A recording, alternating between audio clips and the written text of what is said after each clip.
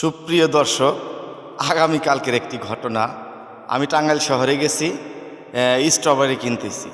তো half KG strawberry কিনলাম 500 টাকা দিয়া। তো পাশে এক ভদ্রলোক বলল, ভাই আপনি এই সামান্য নর্মাল বিজনেস করে 500 টাকা দিয়ে স্ট্রবেরি কিনলেন হাফ কেজি, আর আমি মাসে 1 লাখ টাকা কামাই করে মাত্র 200 গ্রাম স্ট্রবেরি কিনলাম। পরে আমি ওনাকে বললাম যে দেখেন ভাই, আপনার কামার জোর আছে কিন্তু আপনার মনের জোর নাই। আমার মনের অনেক শক্তি, আমার মন অনেক বড়, তাই আমার হিম্মত আছে স্ট্রবেরি হাফ কেজি কেনার জন্য। একজনের কথা আছে যে টাকা থাকলে হজ করা যায় না, মনের শক্তি লাগে, ইমান লাগে, বল লাগে। তো টাকা বড় কিছু না, নিজের ইচ্ছা শক্তিটাই বড় জিনিস।